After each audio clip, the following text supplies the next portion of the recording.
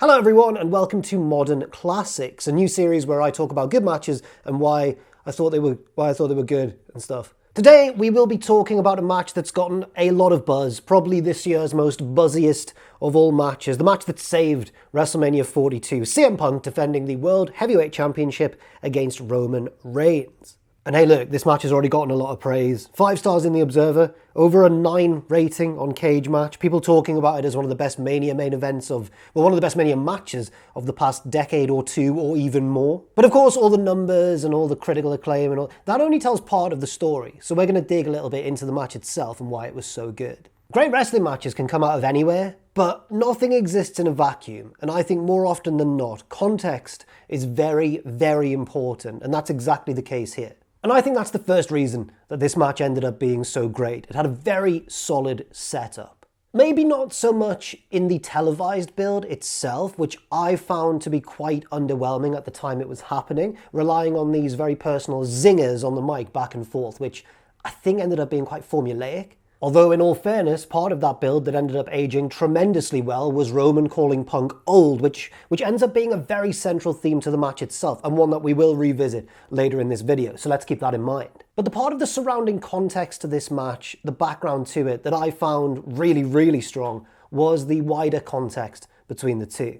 Specifically, the incredible differences between CM Punk and Roman Reigns. CM Punk, the character, no matter what we think of him as a person, but CM Punk, the character, absolutely believes that he became a star the right way, the correct way.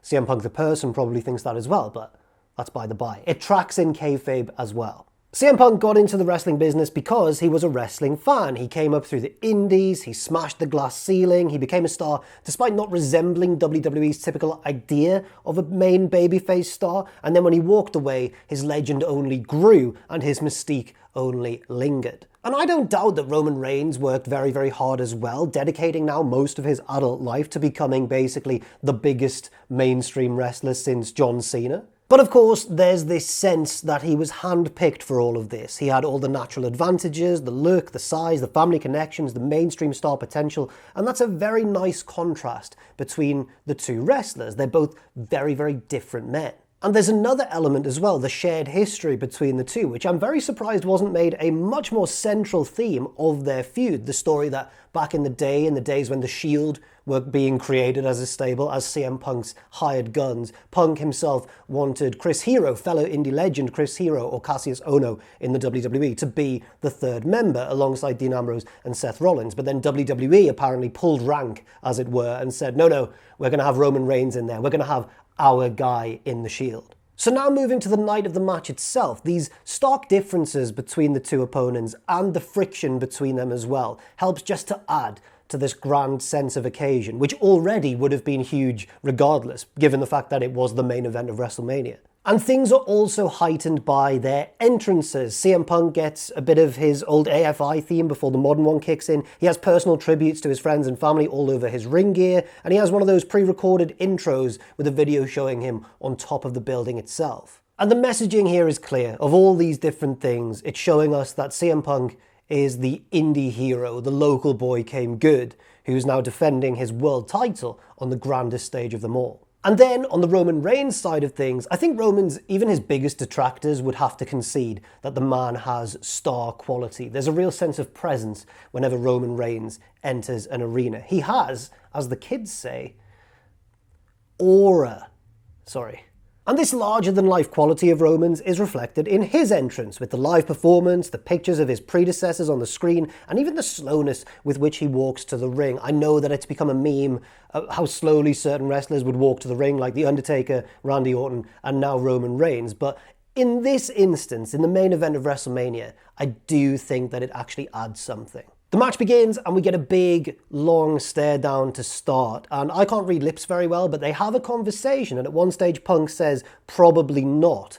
Don't know what he's responding to, don't know what he's saying. But I don't think the important thing here is actually what they're saying. It's what this moment conveys to us as an audience. And what it's conveying to us is that the mutual hatred between these two men isn't just for show. It isn't just because the cameras are on. It's personal.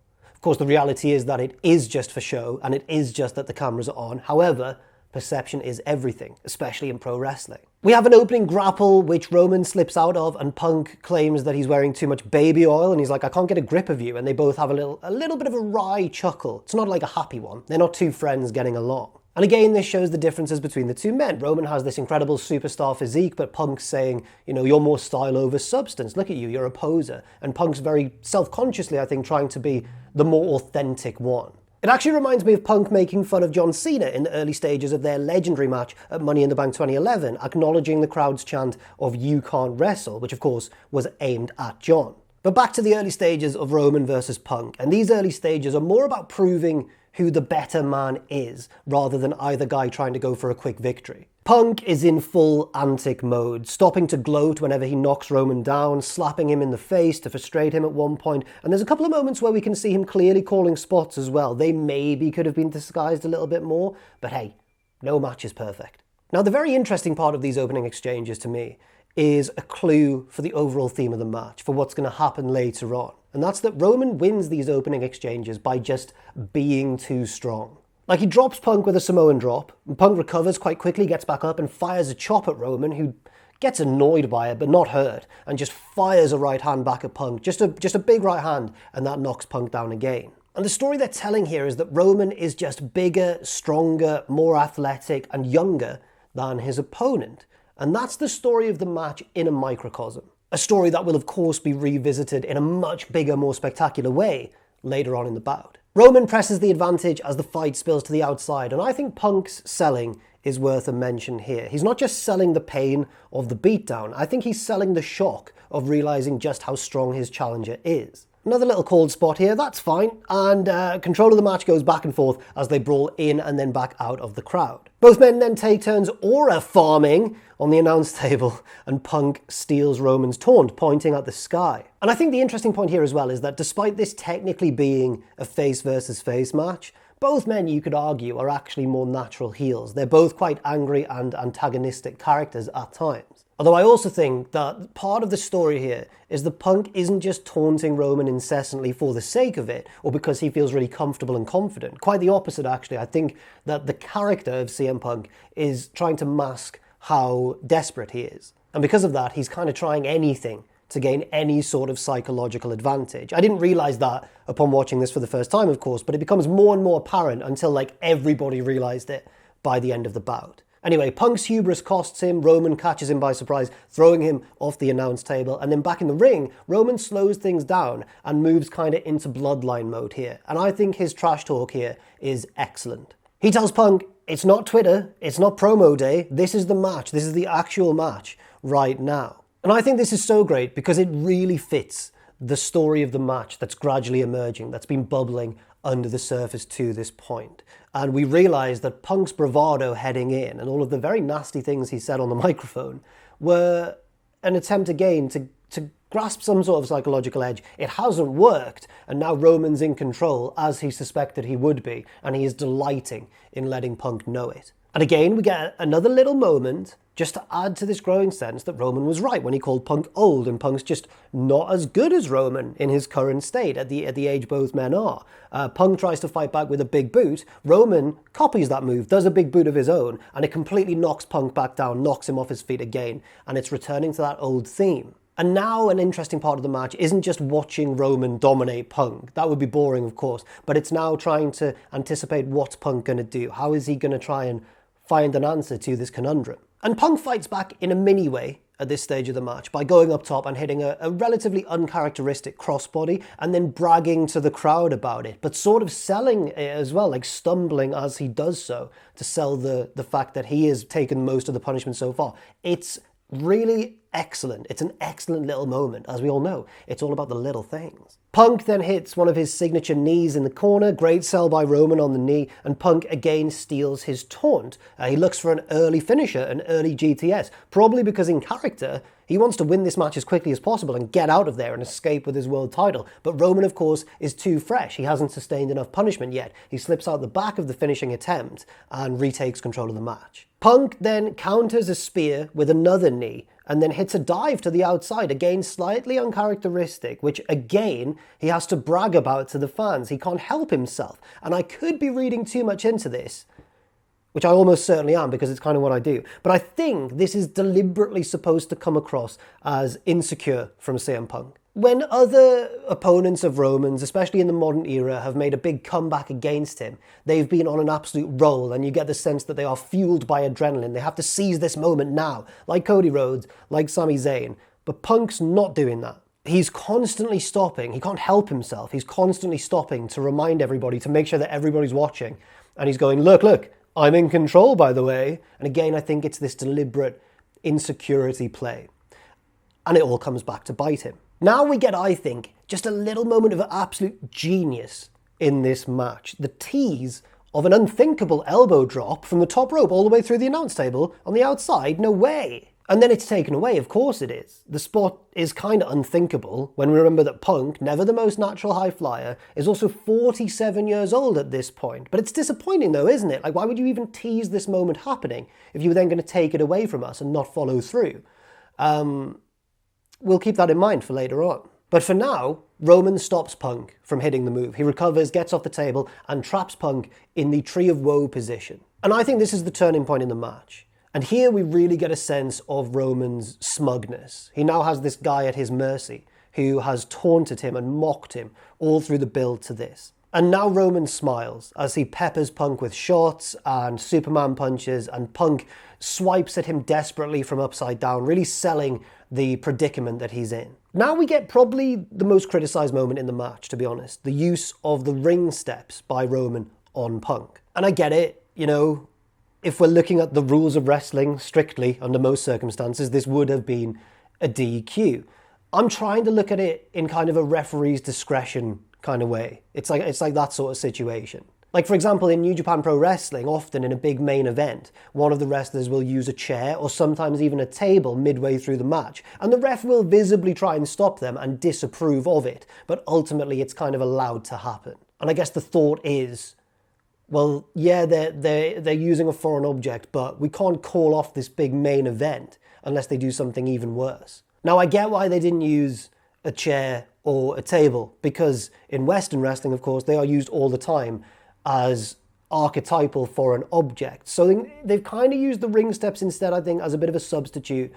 And it's not perfect. It's not a moment that I wholly agree with either, but I'm not as heavily critical of it as some people were. But aside from the technicalities and the rules-based complaints, which I do fully understand, away from all of that, I do like this just as a moment. And that's because I had to sort of think from a different perspective when I watched this again, because at the time, obviously I came into this match watching it as it happened on the night as a Punk fan. I wanted my guy to do well, and now he's in trouble. Oh no, what's going to happen? But if you're a Roman fan, this moment must have felt so cathartic. This guy talked all this trash in the build, and now he's at Roman's mercy, and now he's beating him up, he's busting him open with the ring steps.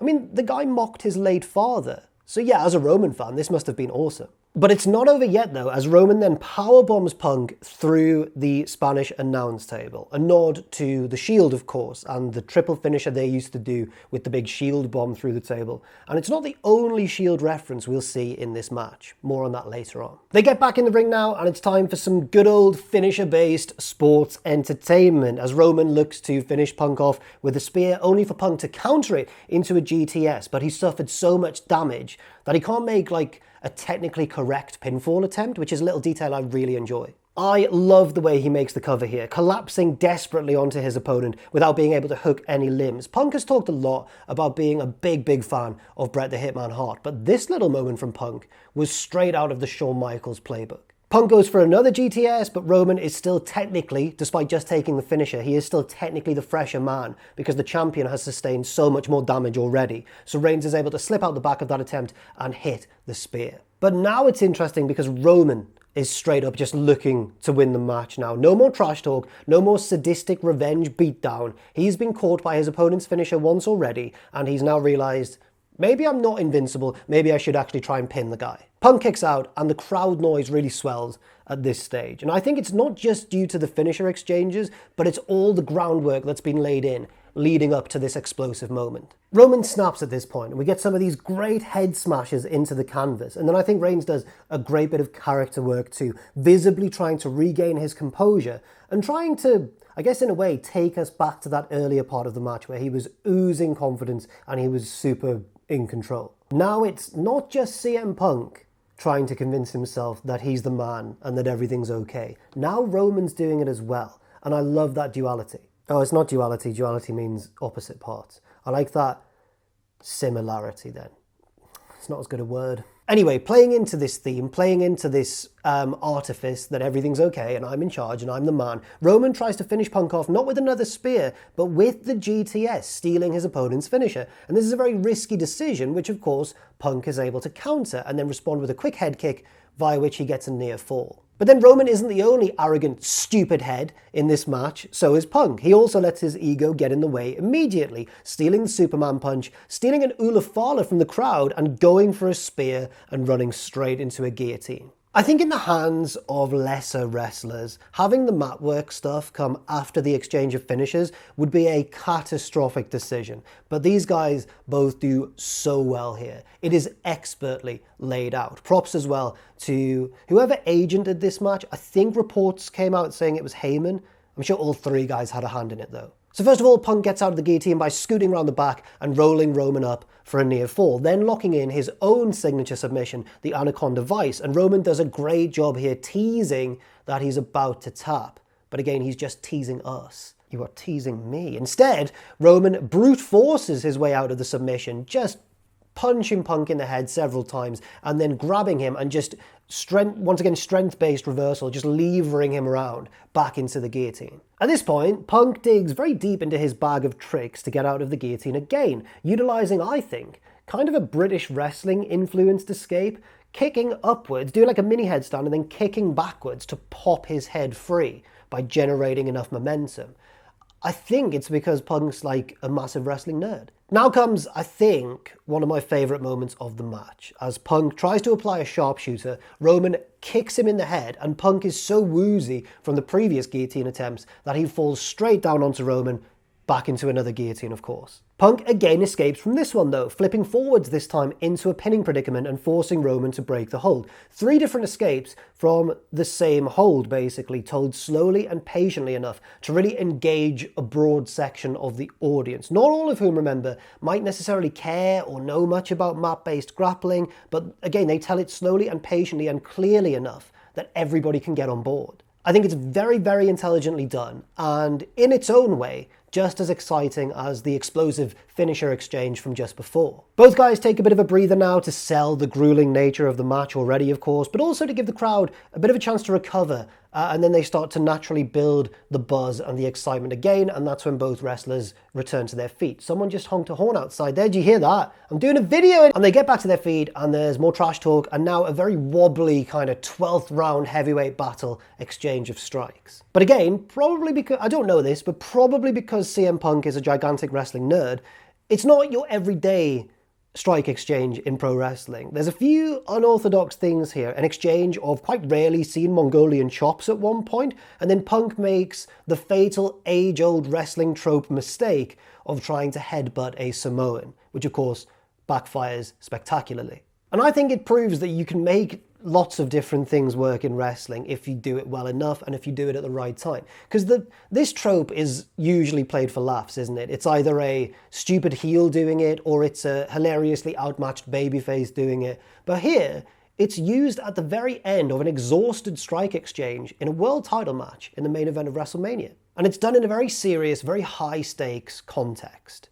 And things only get more high stakes from here on out. Now we get one of the match's true highlight, most memorable moments. Punk slowly peels off some of his wrist tape as if he's about to continue this strike exchange and really start like throwing hands with venom, but that's not what happens. Instead, he quite pettily just throws the wrist tape at Roman's chest and it bounces onto the canvas, and it's a weird moment at first. You're like, what's Punk doing? Like, keep fighting, Punk. Is he giving up already? Is he really resorting to just going, I hate you so much? No, because then, as you've probably seen, the referee bends down, turns away to get the wrist tape out of the ring, and with expert timing, from all 3 men to be honest, Punk low blows Roman, hits the GTS, and the referee is none the wiser. 1, 2, and Roman kicks out, and the crowd explodes. It's like a rolling pop as well, I've written in my notes here, because you've got the moment of the cheating from Punk and the audacity of it, and there's like quite a continuing commotion sort of pop from the crowd going, oh, he's doing that. And then it gets kind of overridden by a big, more traditional explosion of noise when Roman kicks out. And you can tell from that crowd response that they've nailed this to perfection. This is probably exactly how they hoped it would go when they thought this moment up. But what hasn't worked to perfection is Punk's plan in kayfabe, and this is clearly desperation now. This isn't a heel turn, it's a desperate man trying to beat this, once again, bigger, stronger, younger, faster opponent. All Punk's antics haven't worked, his finisher hasn't worked, and now he's resorted to breaking the rules. And that hasn't worked either. And now, as Wade Barrett on commentary does a great job, in fairness, wondering what else does Punk have in his locker? What other tactic can beat this guy? Punk slowly works Roman over to the one remaining announce table left standing and reminds us of what happened before, or rather what didn't happen before. Yes, the elbow drop that we didn't get to see earlier, and at 47 years of age, after already wrestling for about half an hour, CM Punk absolutely nails it. And the various replays that we see give both men a chance to slowly sell the effects of this move, and slowly they return to the ring, and victory now has to very much be in CM Punk's sights. Or is it? Now Punk hits Roman with a GTS once again, but he seems too close to the ropes, and watching it at the time, I thought at first that they were going to do that spot that Punk likes to include in some of his matches where he hits the go to sleep and his opponent falls hurt but safely out of reach of a pinfall, collapsing through the ropes to the outside, most famously in the Money in the Bank 2011 match against Cena, of course. But instead we get another kind of newer variation that we've seen before more recently, with Roman taking the move, rebounding off the ropes, and then falling back perfectly into position across Punk's shoulders for a second one. And guess what? This moment, this spot, these two consecutive go-to-sleeps being set up by the slow rebound off the ropes, they have featured in Punk's victory over Jon Moxley in AEW, and in a Punk victory over Seth Rollins in WWE. You see what they're doing here. But this time, it's different. And it's the man that Punk didn't want to be in the Shield in the first place who actually overcomes this or avoids it. And it's because, as we learned in the build, of course, CM Punk is old.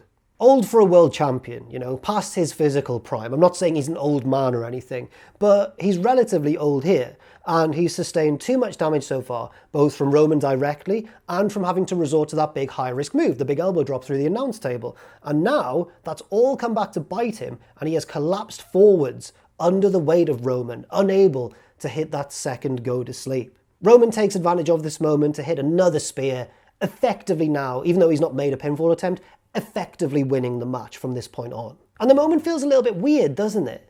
It's not quite how the finish of a match typically goes. Did your English teacher at school ever tell you something along the lines of, great writers are allowed to break the rules, but only once they know how to follow the rules effectively? Something like that. So this is the position they end up in from that spear. What the hell's Punk doing? You can't sell your opponent's finisher in the main event of WrestleMania by being on your knees, seemingly ready to go again. You should be flat on your back, waiting to take the pinfall, right? But I don't think that Punk's necessarily no-selling the spear. He is beaten now, you can see it in his facial expression, but he's too defiant and too ego-driven to let this just be the end. But it's all well and good thinking that you don't want this to be the end. It's another thing actually stopping it from happening, and Punk gets this across fantastically with this huge, sloppy, wild, Terry Funk-esque wild right hand that just misses and Punk falls flat on his face. He is completely out of gas. Roman finishes him off with one final spear and wins the World Heavyweight Championship, proving that Roman is the better man, as we kind of suspected all along. But this match is about so much more. It's about exploring the very notion of the underdog favourite dynamic. It's about all the tricks and all the tactics that Punk has to try and resort to get the win. And it's about all of those tactics ultimately not being enough. And that in itself is such a compelling story. I saw some people on social media during this match, and it really annoyed me, claiming, oh, Punk looks tired, Punk's too old for this, he's past it, he sucks. And I got really annoyed because that's literally the point. That's what he's showing us. That's the story of the match. And you know who wouldn't agree with those people? Roman Reigns himself. How often does Roman put someone over like this on Twitter? Never. Oh my word, what a match. Wrestling is, Raphael agrees, wrestling is so great when it's great. I've been Jack the Jobber. This has been potentially the first in a new series, Modern Classics, and there's not much else to say. Like, share, and subscribe, and all that sort of good stuff. And if you've enjoyed the video, I've already said that. Like, share, and I'm tired. Quite tired, to be honest with you. It's been warm outside recently. Why am I wearing this stupid... See you soon.